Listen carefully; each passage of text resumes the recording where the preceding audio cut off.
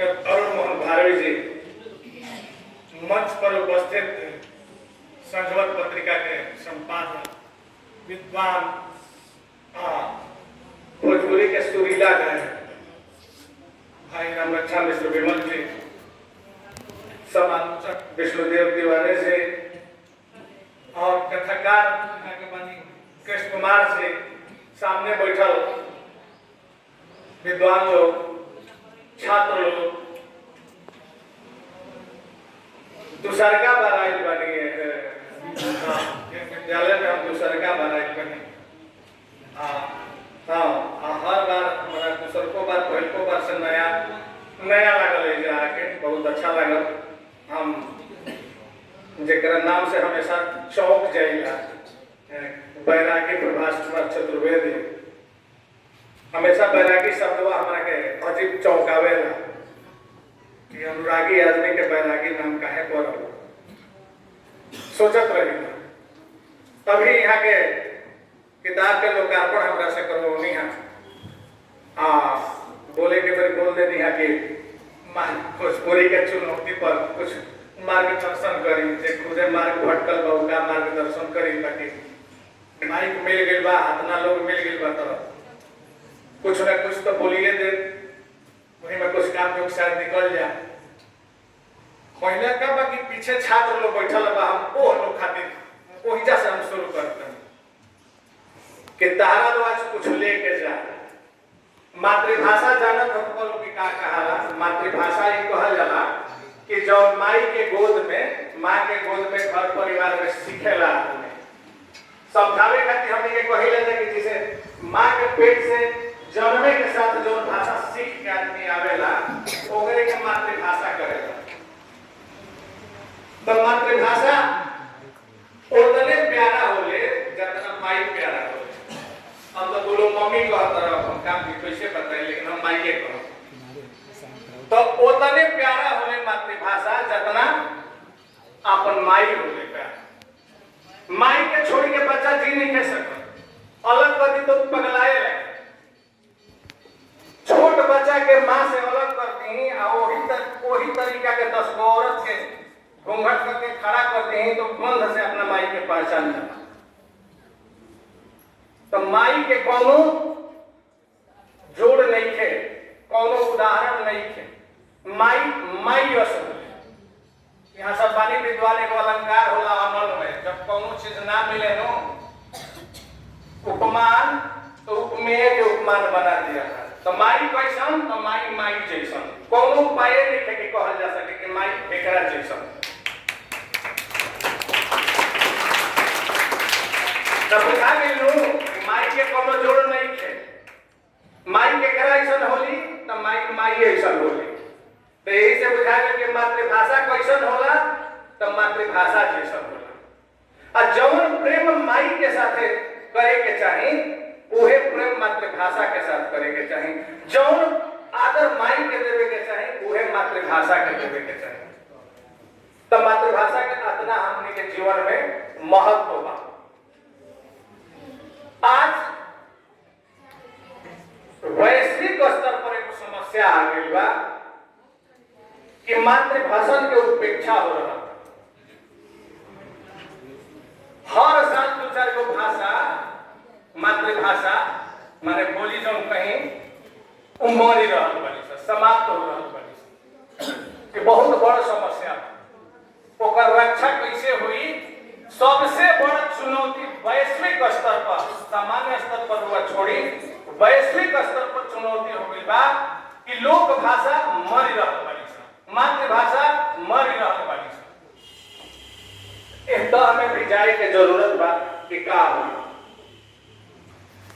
हमने के बिहार में चाहे झारखंड में बहुत सारा भाषा मातृभाषा के रूप में बोलल जाला और वो मरे के कगार।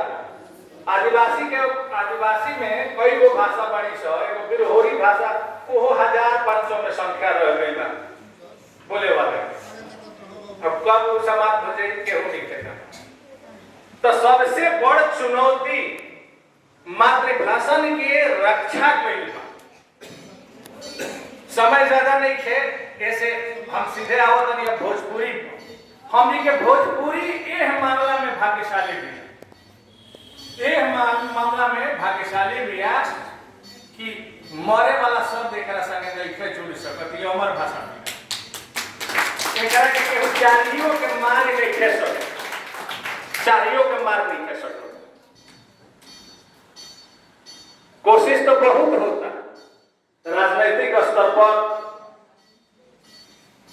जब कचरा ज्ञान लेके आजकल डिग्री लोग ले लेते खास करके महिला लोग बुरा ना माने वो बच्चा के भोजपुरी बोले से परहेज करावता लोग तो पर भी आगे चल के वो बच्चा भोजपुरी बोले लगा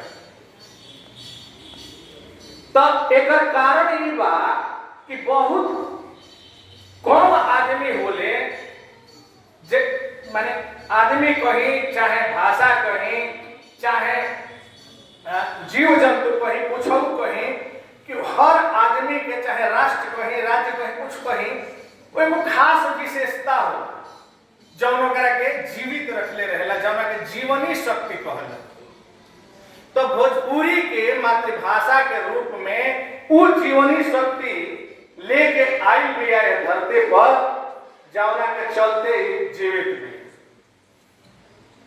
एक उदाहरण का बा कि कौनो मातृभाषा के प्रचार प्रसार वैश्विक स्तर पर ना मिले जतना भोजपुरी के जतना गिरमिटिया समझत लोग बउआ लिखल लोग समझ अंग्रेज के जमाना में एहिजा से बरियारी पकड़ के फुसला के लकर सुनहवा कहीं पैसे पहले कैसे कहत रहे का नाम जानत हो बोलो कि ना फुसला के बहला के आदमी के भेज दिया रहे अंग्रेज लोग भेज देते रहे कैरेबियन द्वीप में ऊख के खेती करे खातिर मजदूरी करे खातिर एग्रीमेंट होत रहे घातना दिन तारा काम करे के बा करे के एग्रीमेंट के भोजपुरी करवा के गिरमिट लोग गिरमिटिया मजदूर तो गिरमिटिया मजदूर जहां गइल लोग ओइजा भोजपुरी के लेले गइल भाषा के संस्कृति के चाहे मॉरिशस होखे सुरिनाम होखे जॉर्ज टाउन होखे गुयाना होखे दक्षिण अफ्रीका होखे सगरो भोजपुरी बोलल जाले तो सबसे हमनी के ई बा कि ए खातिर कोनो भोजपुरी के सामने चुनौती नहीं है प्रसार के चुनौती नहीं है प्रसारित हो रहल बिया पढ़ाई लिखाई शुरू हो चुकल बा पहले तो हमनी के है 1992 में बिरकुवर सिंह यूनिवर्सिटी में पीजी खुला रहे ओकरा पहले यूजी स्तर पर मुजफ्फरपुर में रहे आज गोरखपुर विश्वविद्यालय में खुल गइल बा लखनऊ के शकुंतला देवी विश्वविद्यालय में खुल गइल बुढ़वे तब पढ़ाई चल रहा बहुत ये बिहार सरकार जो प्रखंड में डिग्री कॉलेज खोल रहा बा में अपने आप पद सृजित होके आ जाता भोजपुरी के भोजपुरी में एगो नया देखा था +2 स्कूल में भोजपुरी पढ़ावल जाता तो बहुत सारा नामांकन लड़का लोग करावा था बीएड कैल की हमनी के तो कुछ की भोजपुरी के एक चुनौती जौन बा अध्ययन अध्यापन के चुनौती पढ़ाई लिखाई के वो देखा था नहीं कि समाधान होकर अपने आप भइल जाता तब सबसे बड़ चुनौती हमने के जैसे यहाँ पे कहते हैं कि बहुत सारा किताब नहीं सम्मिलन बहुत कुछ अभी लिखे के बाकी बाबू वो एगो का कहने विद्वान लोग के सामने चुनौती है लेकिन सामान्य जनता के साथ एक प्रचार प्रसार के कोनो खास चुनौती नहीं है अभी भारत सरकार के जो शिक्षा नीति आई बा ओ में ई बा की मातृभाषा में पढ़ाई करे के बाद मातृभाषा में इंजीनियरिंग मेडिकल आर्ट के पढ़ाई भी मातृभाषा में हुई किताबन के रूपांतरण भी हो रहा बा हिंदी में भी हुई ये सब शुरू हो चुकल बुढ़वे तो आवे वाला समय में लागत है कि बहुत सारा चुनौती सामने ना रहे तो भोजपुरी के सामने सबसे बड़ चुनौती बा कि जो नयका पीढ़ी एकरा से दूर हो रहल बिया ओ नयका पीढ़ी के एकरा करीब लावे के एगो चुनौती पड़ुए तो हम छात्र लोग से कहब कि ठीक बा अंग्रेजी स्कूल में पढ़ता रहो ठीक बा अंग्रेजी स्कूल में पढ़ता रहो लेकिन मातृभाषा के भुलाए के नहीं थे नानू भूले बोलो हैं अंग्रेजी पढ़े लो बताओ खरकटल के का अंग्रेजी हुई छिपा खरकटे लो अब ये लोग छिपा जानते नहीं थे तब हम क्या तो एक जने कहते थे छिपा यही कुल समस्या जाके घरे पूछिए लोग कि छिपा का कहला आ कैसे खरकटेला आपने सर लोग से पूछिए कि सर खरकटल के का हुई तो ये सारा चीज बा कुछ साहित्यकार लोग बैठल बा तब मन करता थोड़ा सा कह देवे कि एगो और चुनौती हमने के सामने आई बा लेखन में लेखन जब होता तो देखा था नहीं कि भोजपुरी बहुत हम के नाम ना ले कुछ ही ना कह लेकिन बहुत सारा लेखक लोग जो बा वो भोजपुरी के जैसे छाया कलुषित भाषा कहा ना बोले में उसे छाया कलुषित लेखन हो जाता छाया कलुषित कहा कि लिखत नहीं कुछ कौनो भाषा में आ दिमाग में बैठल बा कौनो भाषा तो हिंदी के ज्यादा छाया लेके लिखा था हिंदी के छाया पकड़ले सर जौना के चलते एकर मौलिकता जौन बा वो खंडित होता आ जौन आपन एगो मिठास होला मातृभाषा के मिठास वो दूर हो जाता जौना के चलते पाठक जौन वर्ग बा सामान्य पाठक वर्ग वो थोड़ा सा परेशान होता कि भोजपुरी के शब्द भोजपुरी के सब चीज जौन बा वो नहीं के मिलत वो मिठास नहीं के मिलत जौन मिले के चाहिए बा बहुत कुछ पढ़ू एक दिन ही है कि वो कहानी पढ़त रही तक लिखले रही वो लेलस तड़ियाई अब हमरा तड़ियाई शब्द पढ़ते हंसी भी छूटल एगो बिंब उभरल आ शब्दो बड़ी निक लागल तड़िया वो तो इस तरीका के कुछ लेखन में चुनौती बा कुछ ही बा लेकिन एकरा बाद निरंतर बढ़ रहल बिया भोजपुरी अब हम हे पाई चाहतनी आज से जो मूल जैसे बा भोजपुरी भाषा नाट्य शास्त्र समय के बोल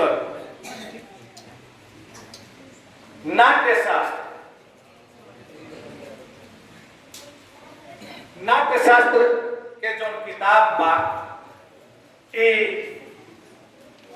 लेखक के दावा बा कि भोजपुरी में पहिलका नाट्य शास्त्र बा बात सही बा दावा 100% सही बा कि भोजपुरी के पहिलका नाट्य शास्त्र बा एक खातिर हम लेखक के बधाई देता है कि भोजपुरी भाषा में वहां के नाट्य शास्त्र के रचना कैनी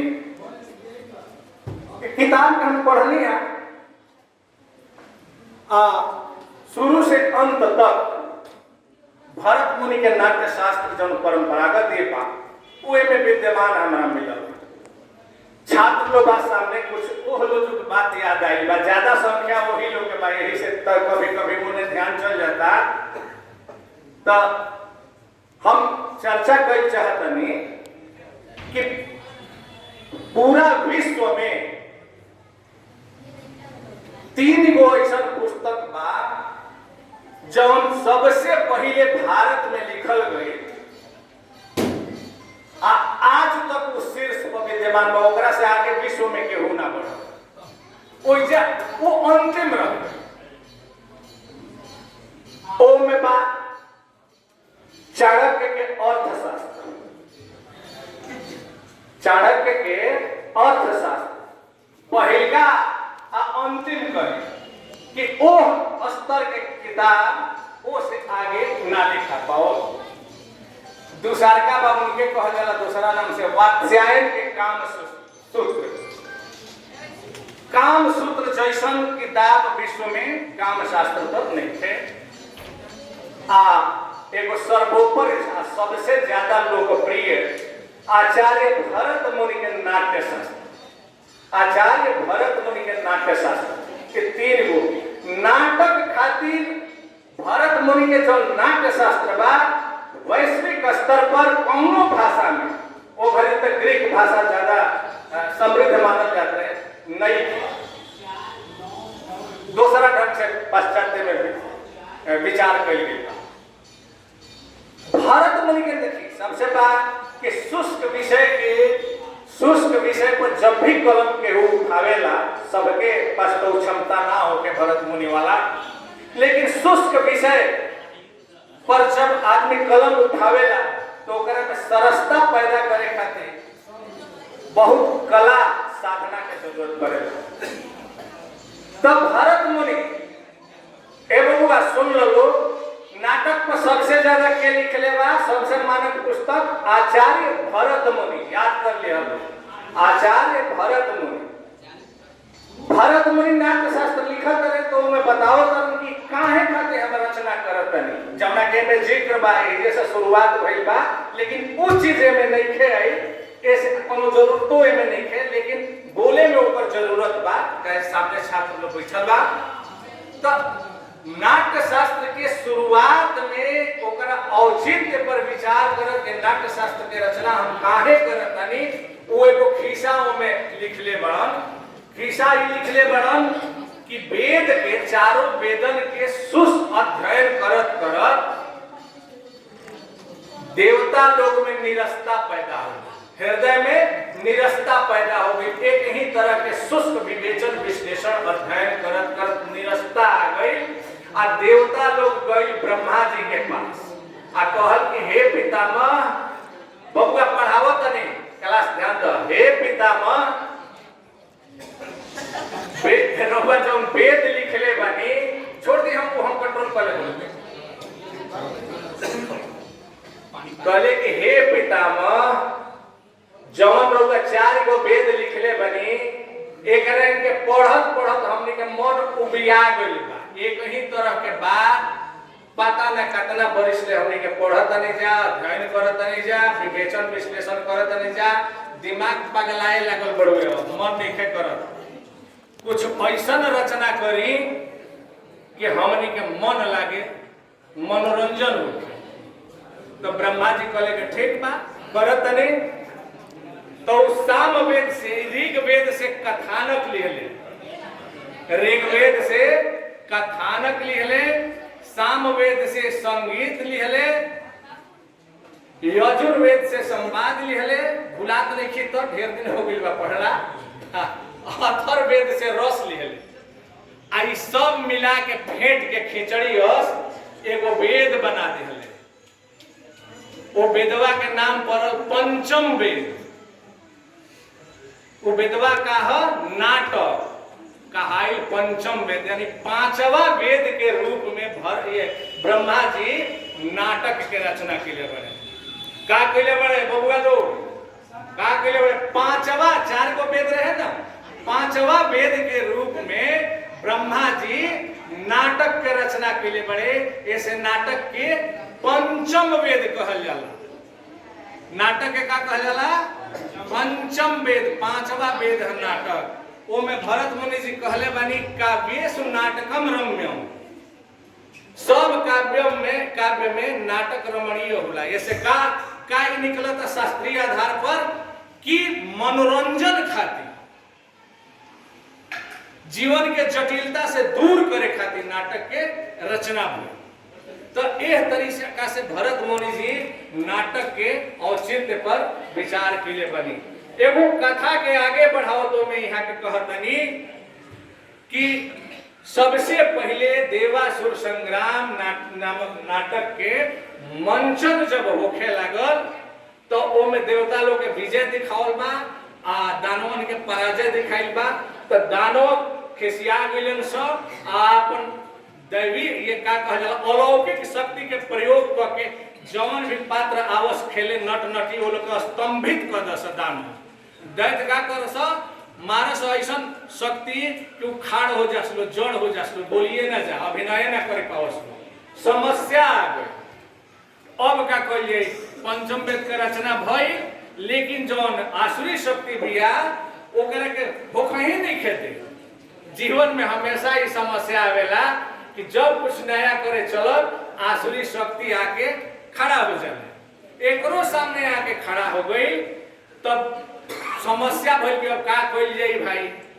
तो ब्रह्मा जी फिर बोले देवता दानव दोनों जना के आ समझौता भइल। विरूपाक्ष नाम के एगो राक्षस रहल होने के नेता समझौता भई आ ई भई कि खाली तोहरे लो ना में पात्र रहब, खाली तोहरे लो पर ना लिखाई, बल्कि ऋषि लो भी रही, देवता लो भी रही, मनुष्य भी रही, प्रकृति भी रही, हर तरह के बात इस नाटकन में होई। माने नाटक का बा कि नाटक में हर तरह के बात रहेला, हर तरह के लोगन के ध्यान में रख के लिखल जाता। ये सब शास्त्रीय विवेचन है, बहुत सारा बात समय लग जाए ना। ये कथानक कैसे होके के चाहिए, तो प्रख्यात होला, ऐतिहासिक होला, काल्पनिक होला, उत्पाद्य कहल जाला। तो एक तरीका के नाटक में बड़ुए नायक कैसन होके के चाहिए। नायक के 4 गो कोटि वहां के बतौले बनी, धीरोदात, धीर प्रशांत, धीरोधत और धीर ललित। जैसे राम धीरोदात नायक, गौतम बुद्ध धीर प्रशांत, लक्ष्मण भीम धीरोधत, भगवान श्री कृष्ण धीर ललित। उदाहरण खातिर बतौनी है। एक तरीका के नायिका के भी यही तरह के बहुत सारा विवेचन विश्लेषण भरत मुनि के नाट्य शास्त्र में भइल बा। हम जितना देखा तनी ओकरा बाद रुआ हिंदी में आई तो हिंदी में श्याम सुंदर दास जी रूपक रहस्य लिखले बानी। अब संस्कृत में एक लंबा परंपरा बा, छोड़ देता नहीं। धनंजय के 10 रूपक बा, आचार्य धनंजय के नाटक के रूपक के 10 को भेद बतौले बानी वहां के। में ओकरा बाद हिंदी में आई तो हिंदी में रूपक रहस्य श्याम सुंदर दास के ओकरो पहले भारतेंदु जी नाटक नाम से लिखले बनी। तब विचार हो आइल बा, लेकिन वहां सभे में भी भरत मुनि के नाट्य शास्त्र के जौन तत्व बा वो विद्यमान। ओकरा बाद रोगा भारतीय काव्य नाट्य शास्त्र अब पश्चिम के नाट्य शास्त्र में जाए तो बहुत अंतर पाओ जाए। पश्चिम में यूनान बहुत समृद्ध देश मानल जाला साहित्य कला के दृष्टि से। और यहाँ अरस्तु विचार के लिए बा तो वो विरेचन के बात करे बड़े काहे खाते वो दुखांतक ट्रेजेडी नाटकन के। अब उन्हें हम नहीं गए, गंभीर विषय हो जाए, समय भी बीत जाए। ट्रेजेडी के उन्हें महत्व दिहल गई। कहे कर थी बा कि वैश्विक स्तर पर विचार भइल बा, लेकिन जौन नाट्य शास्त्र भारतवर्ष में बा अपना विस्तार से उनमें विवेचन भइल बा। अब उन्हें नाटक के 6 गो तत्व मानल गई बा। अब भारतीय काव्य शास्त्र में नाट्य शास्त्र में मात्र 3 गो, वस्तु नेता रस। तो इबा अब तेजी से हम आवतनी है भोजपुरी बहुत कठिन काम। देखिए मैं वो चतुर्वेदी जी के समर्पित किताब पाई है, अंडरलाइन के लिए बनी शास्त्र। अंडरलाइन बड़ा अच्छा लगा 7वां पेज पर कि शास्त्र के विकास लोक से भइल। शास्त्र के विकास लोक से भइल बा। जब लोक में कोनो प्रचलन बढ़ जाले, अब मान्यता मिले लागेले तो ओकरा के संस्कारित के शास्त्र के रूप में, यानी हर चीज के बीज तत्व बा उ लोक में वर्तमान। लोक ओकरा के सहज भाव से उत्पन्न कैले। यहाँ तक कि कहल जाला कि वेद जो लिखल गई बा ओकरा पहले लोक में जो प्रचलित भाषा रहे ओकरे में लिखल गई। सूरदास जी जो श्री कृष्ण के जो लीला के वर्णन कैले बनी तो ओकरो के कहल जाला कि पहले से चलत और परंपरा के विकास शुक्ल जी कहले बनी। तो लोक में बहुत सारा चीज पहले से विद्यमान रहेला। विद्वान ओकरा के ग्रहण करके और ओकरा के एगो रूप देवेला, काट छाट के सवार के, जौना से शास्त्र के निर्माण होला। लेकिन लोक ऐसा चीज है कि लोक से शास्त्र प्रभावित होला, लेकिन शास्त्र से लोक प्रभावित ना हो। सही बात। लोक से शास्त्र ग्रहण करेला, लेकिन शास्त्र से लोक ग्रहण ना करेला। रविंद्रनाथ टैगोर जी कहले बनी कि शास्त्रीय लोक में शास्त्रीय विवेचन खोज, लोक में शास्त्र के रुआ अपन आधार बनाए विवेचन विश्लेषण के तो निराशा हाथ लगे।